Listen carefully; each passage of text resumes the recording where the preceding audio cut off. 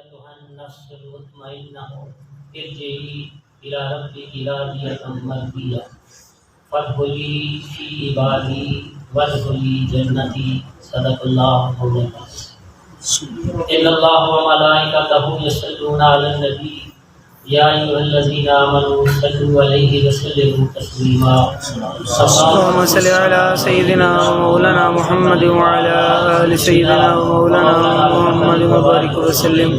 الصلاة والسلام عليك يا سيدي يا رسول الله وعلى آلك وصحبك يا سيدي يا حبيب الله. الصلاة والسلام عليك يا سيدي يا رحمة للعالمين وعلى آلك وصحبك يا سيدي يا شفيع المذنبين.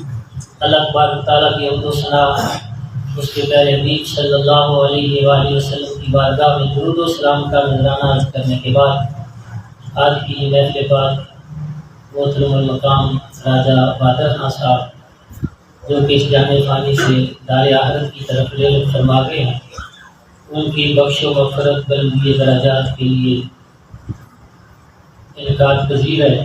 دعا ہے کہ اللہ تبارک و تعالیٰ مرحوم کی بخش و مغفرت فرمائے، قرآن فرمائے اور تمام لائقین کو صبر جلیل عطا فرمائے اور اس پر اجر عظیم عطا فرمائے. اس سے قبل حضرت علامہ مولانا صدر پولیس کا بڑا خوبصورت متعلق بیان فرما رہے تھے. دعا کہ اللہ تبارک و تعالیٰ ان کے علم اور عمل میں برکتیں عطا فرمائے. قرآن مجید فرقان حمید کی آیہ کریمہ تلاوت کرنے کا شرف حاصل کیا ہے. دعا ہے کہ اللہ تبارک و تعالیٰ مجھے حق بیان کرنے کی توفیق عطا فرمائے اور سننے سنانے کے بعد ہم سب کو عمل کرنے کی توفیق عطا فرمائے. حضرت محترم، سب سے پہلے تو ہم نے یہ بات ذہن نشین کرنی ہے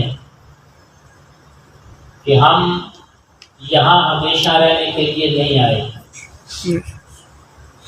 یہ جو جہان ہے اس میں ہمیں کسی مقصد کے لیے بھیجا گیا اور انسان اشرف المخلوقات ہے.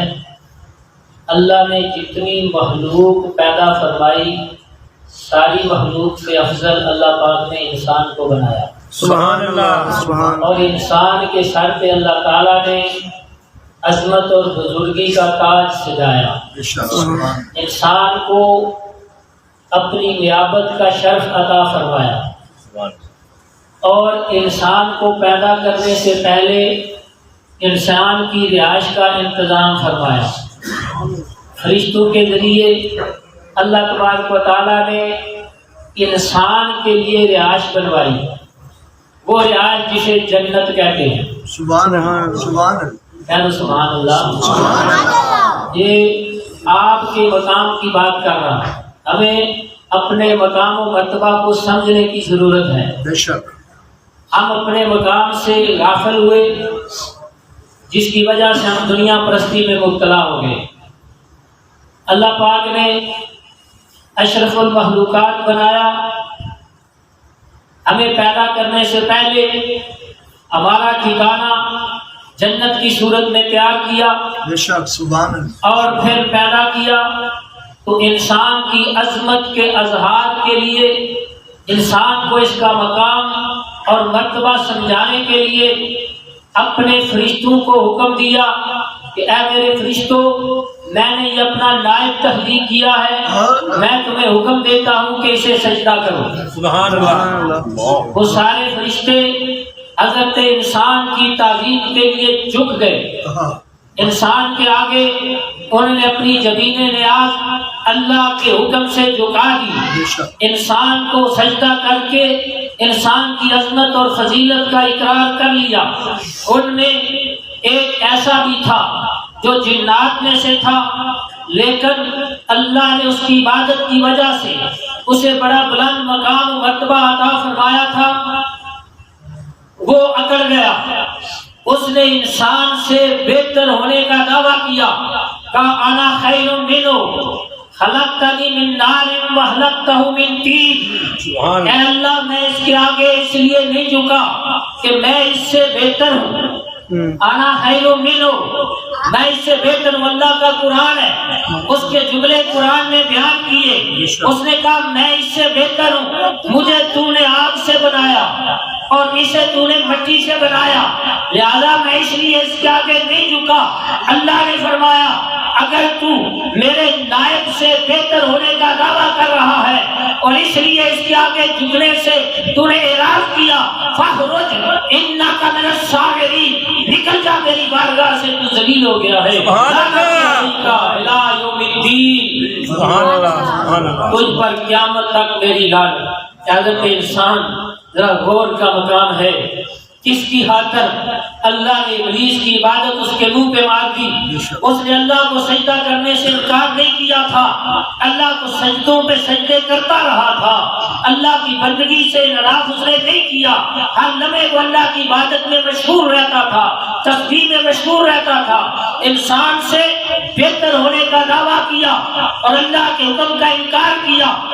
انسان کے آگے جھکنے سے انکاری ہوا، رب کائنات نے اس کے گلے میں لعنت کا توق ڈال دیا۔ لعنتی علیک الی یوم الدین، سبحان اللہ۔ یہ قرآن مقدس ہے، ہمیں اپنے مقام کو سمجھنے کی ضرورت ہے۔ اس لیے شاعر کہتا ہے فرشتہ مجھے مت کہو میری تحقیر ہوتی ہے، میں مسجود ملائک ہوں مجھے انسان رہنے۔ سبحان اللہ، سبحان اللہ، سبحان اللہ۔ انسان تو مسجود ملائک ہے، اگر مسجود ملائک رہنا چاہتا ہے، اگر اپنا مقام بحال رکھنا چاہتا ہے، اگر اپنی اس فضیلت کو قائم رکھنا چاہتا ہے، اگر جنت کا وارث رہنا چاہتا ہے، اگر اللہ کا نائب رہنا چاہتا ہے، تو رب نے فرمایا اس کے لیے ایک ہی طریقہ ہے، وَقَدْ كَانَ لَكُمْ فِي رَسُولِ اللَّهِ أُسْوَةٌ حَسَنَةٌ۔ اے انسان تیرے لیے زندگی گزارنے کا بہترین نمونہ میرے محبوب کی ذات کا کردار ہے، میرے محبوب کے طریقے کو اپنا لے، تیری عظمت بھی سلامت رہے گی، تیری بزرگی بھی سلامت رہے گی، تیری فضیلت بھی قائم رہے گی، تیرے سر پہ لیاقت کا تاج بھی رہے گا، اور لقد خلقنا الانسان فی احسن کا تاج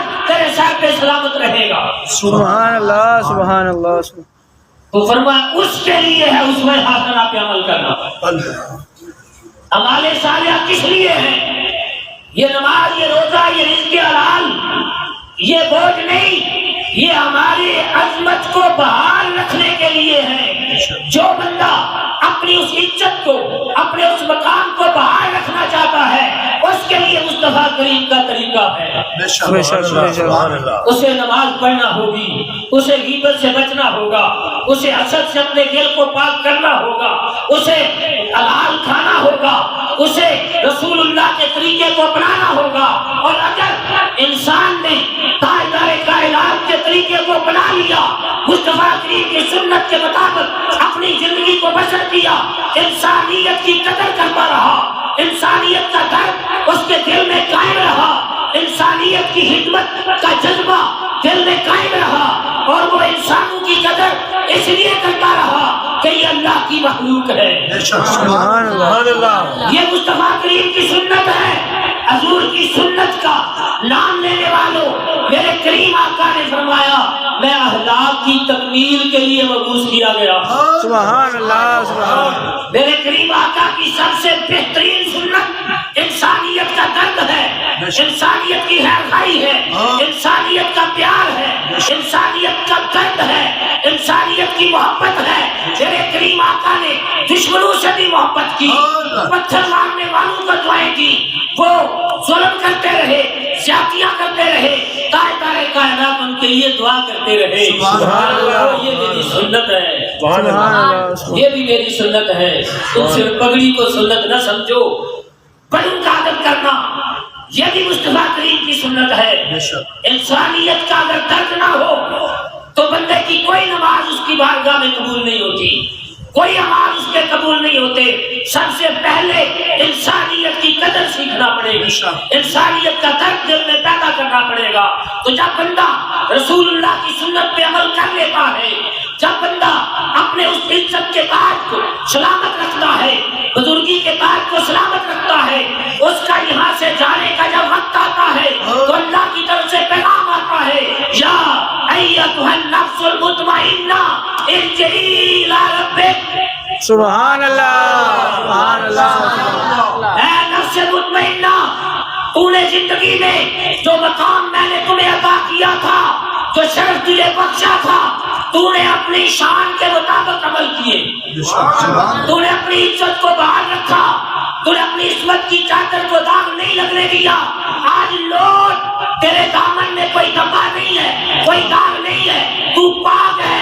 میں نے تجھے پاک پیدا کیا تھا، میں نے تجھے نائب بنایا، تو نے اس منصب کی حفاظت کی۔ اب لوٹ سیدھا، یا اللہ کدھر، میں الی ربک، سیدھا رب کی طرف لوٹا۔ سبحان اللہ، سبحان اللہ، اللہ اکبر، یا رسول اللہ، تقیب چاہیے، حیدری، شان مصطفیٰ، زندہ باد، کام مصطفیٰ، زندہ باد۔ لوٹ اپنے رب کی طرف، اور جب بندہ مومن کو اللہ کی طرف لوٹنے کا پیغام مجدہ جاں فضا سنایا جائے تو اس سے بڑھ کر خوشی اور مسرت کا دن اس کے لیے کوئی نہیں ہوتا، بے شک، بے شک، بندہ مومن کے لیے، کیونکہ قرآن کہتا ہے والذین آمنوا اشد حبا للہ، ایمان والے تو اللہ سے ٹوٹ کر محبت کرتے ہیں۔ سبحان اللہ، ایمان سے بتاؤ کہ محبت کرنے والے کو پیغام دیا جائے اس کے کان میں کہ تیرے محبوب سے ملاقات کا وقت آ گیا، سبحان اللہ، سبحان اللہ، خوش ہوتا ہے یا روتا ہے؟ خوش ہوتا ہے۔ اس سے بڑی خوشی یہی یہ عرس کا مقصد یہی ہے جو اولیاء کا ملک مناتے ہیں۔ وہ دن جانے کا دن اس کے لیے مسرت کا دن ہوتا ہے، عید کا دن ہوتا ہے، جب بندہ مومن کو یہ پیغام دیا جاتا ہے ارجعی الی ربک، اس کا دل مچل جاتا ہے، وہ خوش ہو جاتا ہے، مسرور ہوتا ہے، اور لوٹ کر بھاگتا ہوا اپنے رب کی طرف چلا جاتا ہے۔ راضیۃ مرضیہ، رب فرماتا ہے بندے تو نے مجھے راضی کر لیا، سبحان اللہ، سبحان اللہ، تو نے اپنے اعمال و کردار سے مجھے راضی کر لیا، اب تو مجھ سے راضی ہوتا ہوا آ جا۔ سبحان تو اللہ، نے جو کرنا تھا کر لیا، تو نے اعمال صالحہ کیے، تو نے میری بندگی کا حق ادا کیا، تو نے انسانیت کے ساتھ پیار میری خاطر کیا، تو لوگوں کو میری خاطر معاف کرتا رہا۔ آج انعام دینے کا وقت ہے، میں رب ہو کر تجھے کہتا ہوں کہ مجھ سے راضی ہوتا ہوا آ جا۔ سبحان اللہ، سبحان اللہ، مجھ سے راضی ہوتا ہوا آ جا۔ فادخلی فی عبادی، میرے ان بندوں میں شامل ہو جا، داخل ہو جا۔ کن بندوں میں؟ جو تجھ سے پہلے چلے گئے، سبحان اللہ، جو تجھ سے پہلے چلے گئے۔ تو اس کا مطلب کیا ہوا کہ اللہ ان پہ اس کے پہلے آباء و اجداد کو، رشتہ داروں کو، دوست احباب کو جو دنیا سے جا چکے ہوتے ہیں، جنت میں ہوتے ہیں، انہیں بلاتا ہے، آؤ آج تمہارا بیٹا، تمہارا بھائی، تمہارا دوست آ رہا ہے، آپ اس کا استقبال کرو۔ سبحان اللہ، سبحان اللہ، فی عبادی، واہ واہ، وہ استقبال کے لیے آتے ہیں، آگے استقبال کے لیے آتے ہیں، اور ساتھ لے کے ودخلی جنتی، سبحان اللہ، ساتھ لے کے جنت میں چلے جائیں۔ جنت، سبحان اللہ، سبحان آج محترم، یہ ہے انسان کی زندگی کا سفر۔ ہم یہاں بھول گئے، ہم نے سمجھا یہی دنیا سب کچھ ہے، نہیں، یہ زندگی عارضی ہے۔ بے شک، بے شک، یہاں اللہ نے ہمیں کیوں بھیجا؟ اللہ، جب دنیا سے بندہ گیا نا تو پھر پچھتائے گا، کہے گا یا اللہ مجھے دوبارہ بھیج، اب میں جا کے کچھ کمائی کر لوں، اب میں تیری نافرمانی نہیں کروں گا۔ اللہ فرمائے گا نہیں، اب وقت گزر چکا، اب دوبارہ تجھے نہیں بھیجا جائے گا، میں نے تجھے سب کچھ بتا دیا تھا۔ جس طرح ایک بادشاہ تھا نا، وہ گانے سننے کا بڑا شوقین تھا۔ ایک گویا آیا، اس نے بلایا اسے شاہی دربار میں، اس نے اسے گانا سنایا، بادشاہ بڑا خوش ہوا۔ بادشاہ نے کہا کہ چلو اسے میرے خاص مہمان خانے میں لے جاؤ، اور اس کے بعد اسے میرے خزانے کی طرف لے جانا، خزانے کا دروازہ کھول دینا، جتنا سونا چاندی ہیرا جواہر مجھے لے سکتا ہے نا، شام تک اس کے پاس وقت ہے، بھی وہاں سے اسے کہنا کہ اٹھا لے اور اٹھا کے لے جائے، اسے کوئی روک ٹوک نہ کرنا۔ اب اسے شاہی مہمان خانے میں لے جایا گیا۔ جب اس نے خوبصورت منظر دیکھا، بستر لگا ہوا دیکھا، تو سوچنے لگا کہ ابھی بڑا وقت ہے، 5-10 منٹ میں خزانہ جمع کر لوں گا۔ انسان بھی کہتا ہے کہ زندگی کا یہ بڑا وقت باقی ہے، میں نیک اعمال کر لوں گا، توبہ کر لوں گا۔ اس نے بھی سوچا کہ تھوڑی دیر چلو اس آرام پہ بستر پہ آرام ہی کر لوں گا، جس پہ بادشاہ لیٹتا ہے میں اس پہ تھوڑی دیر آرام کر لوں۔ وہ اس حسن میں کھو گیا، جس طرح ہم دنیا کے اسر میں کھو گئے، اس میں کھو گیا، بستر پہ لیٹا تو نیند آ گئی، فضا بھی معطر تھی، خوشبو دماغ کو چڑھی، نرم بستر تھا، اس پہ لیٹا تو سو گیا۔ جب شام ہوئی، شام تک سویا ہی رہا، شام ہوئی تو بادشاہ کے سپاہی آگے انہیں آگے اٹھایا، چل بھائی تیرا وقت پورا ہو چکا ہے، اب تجھے واپس لے جایا جائے۔ وہ منتیں کرنے لگا کہ مجھے 10 منٹ دے دو، میں تھوڑا سا خزانہ تو اٹھا لوں۔ انہوں نے کہا نہیں، اب وقت نہیں ہے، تیرے پاس وقت تھا، تو نے اپنا وقت سو کے ضائع کر دیا، اب دوبارہ تجھے موقع نہیں دیا جائے گا، بادشاہ کے پاس جا، اس سے جا کے اجازت لے۔ وہ موقع دے تو دے، ہم نہیں دے سکتے۔ وہ لے کر اپنے باہر نکال دیا۔ اس کے بعد وہ پریشان رہا، حسرت کرتا رہا کہ افسوس کرتا رہا، کاش میں خزانہ جمع کر لیتا۔ آج محترم، حقائق بیان کرنے کا مقصد یہ ہے کہ یہاں ہمیں خزانہ جمع کرنے کے لیے بھیجا گیا ہے۔ بے شک اللہ نے کہا کہ جاؤ، انسان تو میرا نائب ہے، زمین میں جا، نیکیوں کا ذخیرہ جمع کر لے، خزانے جمع کر لے، اعمال صالحہ اکٹھے کر لے، تاکہ جب تو جنت میں آئے گا تو تیرے لیے میری طرف سے انعام ہوگا، اور جتنے عمل تو کرے گا ان کے مطابق تجھے مقام اور مرتبہ عطا کیا جائے گا، اس کے عوض ہی تجھے جنت کی زمین عطا کی جائے گی، اس کے بدلے ہی تجھے جنت کے مقامات عطا کیے جائیں گے، اس کے بدلے تمہیں جنت کے درجات دیے جائیں گے۔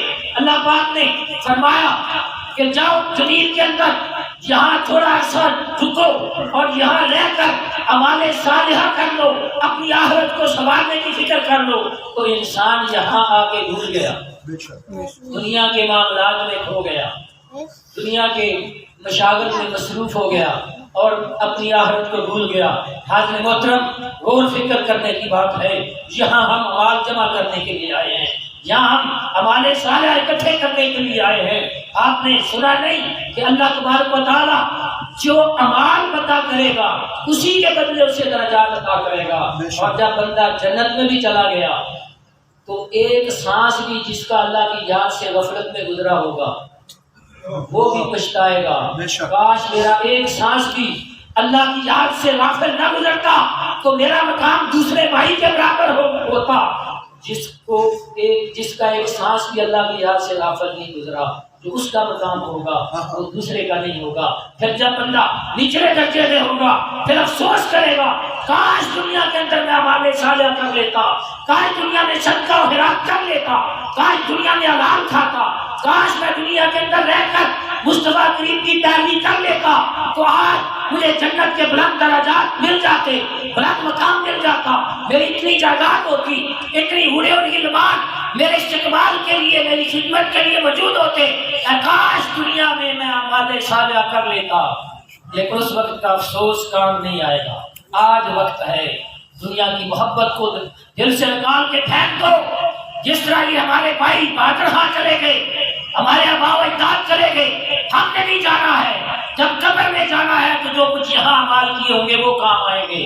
اگر رسول اللہ کے طریقے کے مطابق زندگی بسر کی تو جنت قبر جنت کا باغ بنا دی جائے گی، اور اگر اس کے برعکس معاملہ ہوا تو دوسری صورت سرکار نے ہمارا قبر جہنم کا گڑھا ہوگا۔ اس لیے آپ نے محترم، آج وقت ہے کہ اس کی علام کھاؤ، اور سب سے بڑھ کر آپ حضور کے اسوہ حسنہ کو اپنانے کے لیے حضور کی سیرت طیبہ کا مطالعہ کریں۔ حضور علیہ السلام کے قلب اطہر میں جو امت کا درد تھا اس درد کو پیدا کریں۔ آپ جانتے ہیں کہ مکہ فتح ہوا تو مکہ والوں نے کون سا ظلم نہیں کیا تھا، کون سی تو زیادتی ہے جو انہوں نے نہیں کی تھی، لیکن جب مکہ فتح ہوا مصطفیٰ کریم فاتح بن کے تشریف لے گئے۔ جب وہاں پہنچے اب کافر ڈر رہے تھے، تھر تھر کانپ رہے تھے، ہماری گردنیں جدا کر دی جائیں گی، ہمارے جسم پہ ٹکڑے کر دیے جائیں گے۔ 1,24,000 جان سالوں کا لشکر تاجدار کائنات کے ساتھ تھا، تو اشارہ ابرو کے منتظر تھے کہ حضور اشارہ فرمائیں، ہم ان کی گردنیں مار دیں، ان کے ٹکڑے ٹکڑے کر دیں۔ سب کی نظریں سرکار کی طرف تھی۔ جب سرکار دو عالم کی زبان مقدس حرکت کی تو آپ نے فرمایا، کیا تم سوچ رہے ہو کہ میں وہی سلوک کروں گا جو تم نے ہمارے ساتھ کیا تھا؟ نہیں، جاؤ، مجھے اللہ نے عالمین کی رحمت بنا کے بھیجا ہے۔ سبحان اللہ۔ میں نے تمہیں معاف کیا. جاؤ میں نے تم سب کو معاف کیا. جو تم نے کیا وہ تمہارا کردار تھا, جو میں نے کیا وہ میرا کردار ہے. سبحان اللہ سبحان اللہ. کاش یہ ہمارے کردار میں سیرت طیبہ آ جائے, بے شک معاف کرنا ہم سیکھ لیں, ہماری دنیا جنت بن جائے. ہم چھوٹی چھوٹی باتوں کو ذہن میں بٹھا کے عداوتیں پالتے رہتے ہیں, مخالفتیں کرتے رہتے ہیں, دل کے اندر حسد کو پالتے ہیں. حسد تو جہنم کی آگ ہے, بے شک یہ بندے کو جلاتی ہے. حسد اللہ کے فیصلے کے خلاف سوچ کا نام ہے. اللہ نے کسی کو دیا ہے تو حسد نہ کرو, بلکہ دعا کرو, یا اللہ اسے تو نے دیا اسے اور عطا کر اور مجھے بھی عطا فرما, میرے خزانے میں کوئی کمی نہیں, خود بھی مانگو. باز محترم کچھ اعمال ایسے ہیں کہ جن کے کرنے سے بندہ مسلمان ہی نہیں رہتا. سرکار نے فرمایا جس کی ہاتھ اور زبان سے دوسرے مسلمان محفوظ نہیں وہ مسلمان ہی نہیں.